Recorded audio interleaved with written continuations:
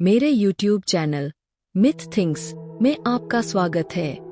Subscribe करें और उस दुनिया के पीछे छिपे अजीबोगरीब सच को जानें जिसके बारे में हम सोचते हैं कि हम जानते हैं। नमस्कार। ग्रीक मिथकों की दुनिया में जब हम मेड्यूसा का नाम सुनते हैं तो अक्सर वही छवि दिमाग में आती है, बालों की जगह सांप और पत्थर बना देने वाली एक डरावनी नजर। हाँ, ये छवि बहुत मजबूत है। लेकिन आज हम इसी कहानी की थोड़ी गहराई में उतरेंगे, क्योंकि जो स्रोत है हमारे पास वो बताते हैं कि भाई कहानी सिर्फ इतनी सी नहीं है। बिल्कुल, उसे अक्सर सिर्फ एक मॉन्स्टर, एक राक्षस की तरह देखा जाता है। पर ये कहानी कहीं ज्यादा उलझी हुई है। तो कहाँ से शुरू होती है कहानी? मतलब क्या वो हमेशा से ऐसी थी? नहीं, देखिए, स्रोत बताते हैं कि मेड्यूसा 3 गोर्गोन बहनों में से एक थी। ये समुद्री देवता फोर्जीज और सीटो की बेटियां थीं। भयानक महिला राक्षस माना जाता था इन्हें। अच्छा। लेकिन एक बड़ा फर्क था। उसकी जो बहनें थीं, स्थेनो और यूरियल, वो अमर थीं। मेड्यूसा नश्वर थी, वो मर सकती थी। और एक और दिलचस्प बात यह भी है, जो शायद बाद के कुछ स्रोतों में ज्यादा आती है, कि वो शुरू में ऐसी थी ही नहीं। हाँ, ये एक बहुत महत्वपूर्ण पहलू है। बाद के कवि जैसे ओविड ने अपनी मेटामॉर्फोसिस में लिखा है कि वो एथीना के मंदिर में एक पुजारिन थी। अथीना यानी ज्ञान और युद्ध की देवी? जी, और वो बहुत खूबसूरत थी और उसने पवित्रता की कसम भी खाई थी। तो वो एक राक्षस के रूप में शुरू नहीं हुई। फिर क्या हुआ? कहानी में वो भयानक मोड़ कैसे आया? यहीं पर वो त्रासदी होती है जिसकी हम बात कर रहे हैं।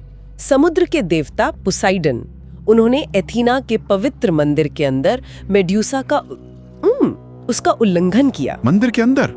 ये तो देवी का अपमान हुआ। बिल्कुल, लेकिन सजा पोसाइडन को नहीं मिली मेड्यूसा को।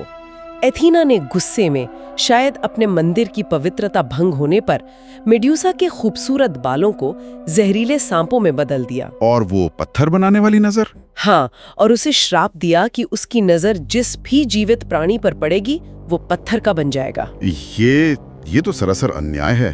हाँ, मतलब सजा पीड़ित को मिली, अपराधी को नहीं। ये तो विक्टिम ब्लेमिंग, यानी पीड़ित को ही दोषी ठहराने का एक बहुत, क्या कहें, क्लासिक उदाहरण लगता है। आज भी कितना प्रासंगिक है ये।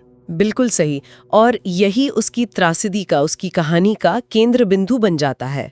अपमानित होकर, एक भयानक रूप पाकर मेड्यूसा को समाज से निकाल दिया गया। उसे एकदम अकेले रहने पर मजबूर कर दिया गया। जाहिर है, कौन रहना चाहेगा उसके पास? लेकिन यही एक और अजीब बात है, एक विरोधाभास देखिए। विरोधाभास किस तरह का? कि जिसे सबने राक्षस माना, जिसे समाज से बाहर कर दिया, उसी का चेहरा, जिसे गॉर्गोनियन कहते हैं, वो प्राचीन ग्रीस और रोम में बुराई को दूर भगाने और सुरक्षा का एक शक्तिशाली प्रतीक बन गया। क्या? ये कैसे? माना जाता था कि उसका वो भयानक रूप ही इतना डरावना है कि वो बुरी शक्तियों को, बुरी नजर को डराकर भगा देता है। लोग अपने घरों पर, ढालों पर उसका चेहरा बनाते थे सुरक्षा के लिए। कमाल है। मतलब जिसे दानव समझा, उसी के चेहरे से सुरक्षा की उम्मीद। हाँ, और तो और उसके नाम का प्राचीन ग्रीक में मतलब भी रक्षा करना या संरक्षण करना जैसा कुछ है। कितना अजीब है ना? वाकई बहुत अजीब है। ये तो डर और सुरक्षा के बीच के जटिल रिश्ते को दिखाता है। खैर, इन सब पहलुओं के बावजूद उसकी कहानी का सबसे मशहूर हिस्सा तो शायद वो पर्सियस वाला ही है। हाँ, वो सबसे ज्यादा सुनाया जाता है। नायक पर्सियस, उसे राजा पॉलीडेक्टस ने मेड्यूसा का सिर लाने का लगभग नामुमकिन सा काम सौंपा था। और इसमें देवताओं ने उसकी मदद की थी, है ना? हाँ, काफी मदद मिली। एथीना ने उसे आईने की तरह चमकने वाली ढाल दी ताकि वो सीधे मेड्यूसा की आंखों में न देखे।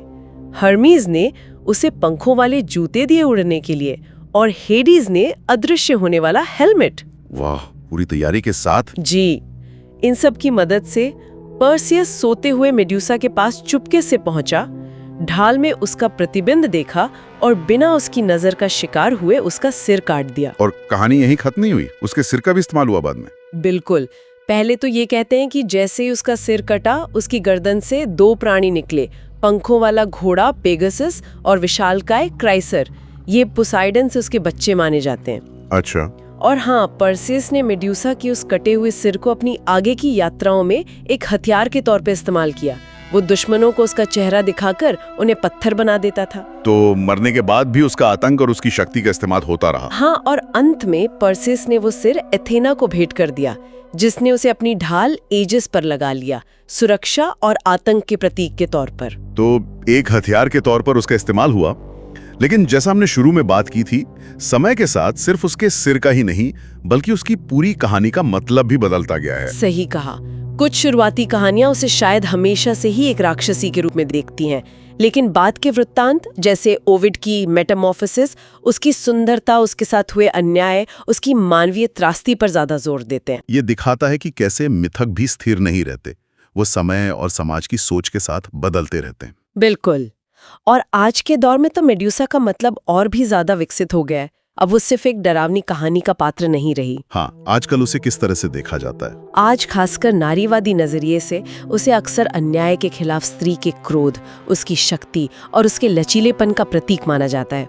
एक ऐसी शख्सियत जिसे गलत समझा गया, मतलब एक विक्टिम जिसे मॉन्स्टर बना दिया गया। हाँ, जिसे देवताओं के आपसी सत्ता संघर्ष का शिकार बनाया गया और जिसे अन्यायपूर्ण सजा मिली।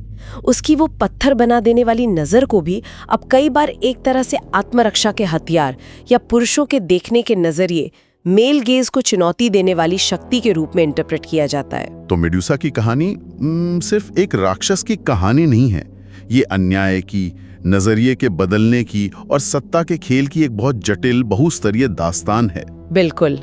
ये दिखाती है कि कैसे एक ही पात्र को अलग अलग समय में, अलग अलग नजरियों से, बिल्कुल अलग तरीकों से देखा जा सकता है और समझा जा सकता है। और ये हमें सोचने पे भी मजबूर करती है ना। हाँ, कि क्या हमें हमेशा पहली नजर में जो दिखता है या जो बताया जाता है उसी पर यकीन कर लेना चाहिए, या हमें सतह के नीचे झांकने की कोशिश करनी चाहिए। उन कहानियों पर सवाल उठाने चाहिए जो हमें विरासत में मिलती हैं। सही कहा। इतिहास में, मिथकों में न जाने और कितनी ऐसी शख्सियतें होंगी जिन्हें शायद हमने पूरी तरह कभी समझा ही नहीं, जिनकी कहानियों को किसी और ने अपने हिसाब से गढ़ा हो। सोचने वाली बात है।